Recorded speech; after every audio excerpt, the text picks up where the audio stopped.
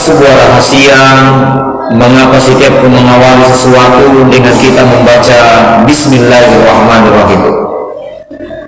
Ada juga sebuah rahasia mengapa ketika kita memulai berbicara, maka juga selalu biasanya dan lazimnya dimulai dengan memuji kepada Allah Subhanahu wa taala dengan kalimat alhamdulillahirabbil alamin. Akhir-akhir ini sepertinya ketakutan kita terhadap satu hal itu kadang-kadang berlebihan dan merupakan hal lain yang sesungguhnya lebih menakutkan. Bahwa mengapa kita selalu memuji Allah Subhanahu wa taala, rahasianya adalah bahwa Allah Subhanahu wa taala melindungi kita dari sebuah bahaya yang amat sangat besar. Karena hari ini sesungguhnya kita berada dalam sebuah masa, kita berada dalam sebuah ancaman yang sangat bahaya, yang ancaman itu dan bahaya itu bahkan lebih hebat bahayanya daripada bom nuklir. Bahkan ancaman dan bahaya itu jauh lebih berbahaya dibandingkan dengan pandemi yang saat ini melanda, yang juga pandemi sampai hari ini masih terjadi perdebatan panjang, apakah pandemi atau konspirasi. Wallahu a'lam bishawab.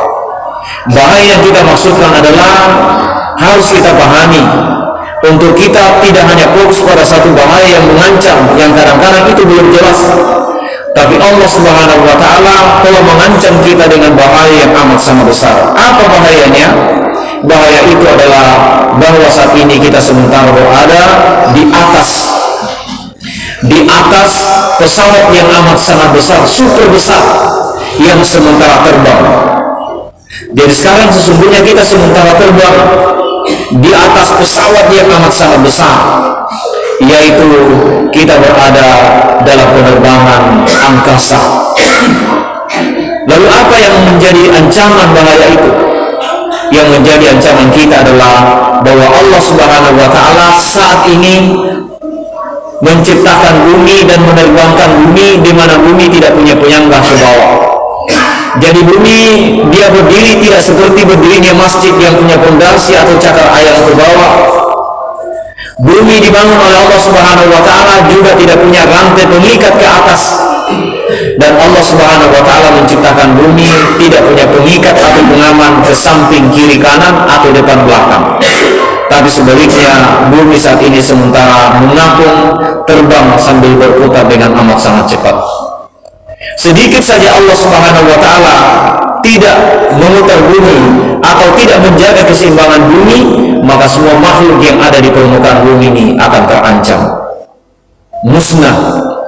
Ditambah lagi Allah Subhanahu wa taala menciptakan langit yang berlapis 7. Belum selesai manusia mengungkap rahasia yang terdapat pada langit pada lapisan pertama, masih ada lapisan-lapisan selanjutnya. Dan di setiap lapisan itu ada kurang lebih 200 miliar bintang yang berterbangan, yang terbangnya amat sangat cepat, yang menurut para ahli terbangnya lebih cepat dibandingkan dengan peluru yang ditembakkan dari senjata yang paling modern. Berapa kecepatan peluru? Kecepatan peluru itu adalah 1800 km per jam. Itu kecepatan peluru, 1800 km per jam. Berapa kecepatan bumi ketika berputar atau terbang? Maka kecepatannya adalah 60 kali lipat dibandingkan dengan kecepatan peluru. Jadi bumi hari ini sementara berlari, terbang, cepat berputar, dan kecepatannya lebih cepat dibandingkan dengan peluru. Bayangkan itu. Berapa kecepatannya? 108.000 km per jam. Itulah kecepatan bumi berputar. Artinya apa? Bahwa jangan ketakutan kita ini terhadap satu hal, satu virus yang membuat kita melupakan ancaman dan ketakutan yang lain. Itu saja langit yang berlapis 7, yang di sana ada bintang, satu saja bintang yang bertabrakan dan sepihaknya menyentuh bumi, maka bumi bisa berguncang. Itu ancaman dari atas. Ditambah lagi dengan dari bawah, kita terancam dari bawah. Jadi kalau kita berjalan di atas permukaan bumi, jangan kita merasa aman-aman saja. Di bawah kita ada rongga-rongga yang Allah ciptakan, yang membuktikan di bawah kita ada rongga kita buat mesin air, tarik dari air dari bawah. Dari mana itu air? Bukan dari tanah, bukan dari pasir, tapi dari rongga-rongga di bawah yang di sana ada yang mengalir. Itulah asalnya air yang kita tarik pakai mesin. Dan di bawah bukan hanya ada air, ada gas yang sangat panas yang selalu mencari jalan untuk meluap. Yang di bawah bukan hanya ada air, tapi ada bara api yang membara di tengah-tengah lautan di bawah gunung, yang api itu akan selalu mencari jalan untuk bisa keluar dari bumi. Sehingga ketika ada gunung berapi yang meletus, yang keluar itu bukan air, tapi yang keluar adalah api bara yang amat sangat panas. Yang panasnya dengan api biasa itu 1000 panasnya dibandingkan dengan api biasa. Itu adalah ancaman dari bawah. Dan langit ini bukan hanya lapisan pertama, tempat kita membangun rumah, tempat kita berpijak, tempat kita membangun masjid, tempat kita berkebun, itu hanya kulit bumi, masih ada 7 lapisan bumi ke bawah. Oleh karena itu Allah Subhanahu wa taala berfirman, laqad zara'na li jahannama katsiran minal jinni wal ins, bahwa Allah Subhanahu wa taala akan memasukkan, menjadikan penghuni neraka kebanyakan dari jin dan manusia. Mengapa? Lahum qulubun la yafqahuna biha, karena mereka mempunyai hati tapi tidak memahami tanda-tanda kebesaran yang ditunjukkan oleh Allah Subhanahu wa taala. Dengan apa kita bisa mendeteksi kebesaran Allah? Adalah dengan pandangan. Dengan apa lagi? Adalah dengan pendengaran. Jadi Bapak hadirin yang dimuliakan Allah Subhanahu wa taala, jangan kita berlebihan takut terhadap sesuatu yang kadang-kadang asal usulnya tidak jelas, orientasinya juga tidak jelas, lalu kemudian kita melupakan bahwa bumi dan langit ini didesain oleh Allah Subhanahu wa taala, yang kalau kita renungkan sungguh itu amat sangat menakjubkan. Ya. Mengapa banyak manusia yang masuk dalam neraka? Lahum qulubun la yafqahuna biha, mereka mempunyai hati tapi tidak digunakan untuk memahami ayat-ayat yang ditunjukkan oleh Allah Subhanahu wa taala. Yang kedua, mengapa banyak manusia yang masuk ke dalam api neraka? Lahum a'yunun la yubsiruna biha, mereka mempunyai mata tapi mata itu tidak digunakan untuk melihat tanda-tanda kebesaran Allah Subhanahu wa taala. Maka ternyata hidayah itu datang lewat 2 jalan. Hidayah datang lewat 2 jalan. Dari mana hidayah datang? Yang pertama adalah lewat pandangan. Ketika kita melihat sesuatu yang menakjubkan, yang luar biasa, yang spektakuler, kemudian pandangan itu sudah tidak connect dengan signal keimanan yang ada dalam hati, berarti mata kita agak susah dimasuki hidayah. Yeah. Karena takdir atau nasib itu adalah pilihan manusia. Takdir dan nasib adalah pilihan manusia. Tapi kemudian kalau kita mau merubah pilihan kita menjadi baik, maka Allah memberikan kita hidayah lewat apa? Lewat pandangan. Kita melihat gunung yang didesain oleh Allah Subhanahu wa taala. Lihatlah gunung itu sebagai tanda-tanda kebesaran Allah Subhanahu wa taala. Orang yang menggunakan akalnya melihat gunung, maka gunung itu dilihat sebagai pasak dan pondasinya bumi. Jadi wal jibala autada, gunung diciptakan oleh Allah Subhanahu wa taala sebagai cakar ayamnya bumi. Mengapa? Karena bumi pertama diciptakan Allah Subhanahu wa taala, sebelum adanya gunung, itu bumi oleng. Tidak ada yang bisa bertahan. Diguncang ini bumi, terguncang ini bumi. Maka untuk menenangkan bumi, maka Allah Subhanahu wa taala wal jibala autada, menciptakan gunung untuk apa? Sebagai panjang atau pondasi cakar ayam daripada bumi ini. Kita lihat gunung seperti itu. Itu bagi orang yang menggunakan hatinya, pandangannya untuk memahami ayat-ayat Allah Subhanahu wa taala. Ya. Melihat lautan, dipandang itu, dan lautan itu dilihat orang-orang yang beriman yang menggunakan matanya, maka biasa pandangan itu akan connect dengan keimanan. Maka barang siapa yang melihat sesuatu kejadian yang luar biasa, kemudian sama sekali tidak berhubungan dengan hatinya, maka itulah orang-orang yang tidak menggunakan pandangannya. Ya. Kemudian selanjutnya, mengapa banyak manusia yang masuk ke dalam neraka? Karena lahum azanun la yasma'una biha, Mereka mempunyai telinga, tapi telinganya tidak digunakan untuk menangkap isyarat-isyarat dari kebesaran Allah Subhanahu wa Ta'ala. Dari telinga itu semua bisa mendengar, tapi telinga nanti yang akan selamat adalah telinga yang bisa menangkap isyarat-isyarat dari kekuasaan Allah yang dia dengarkan.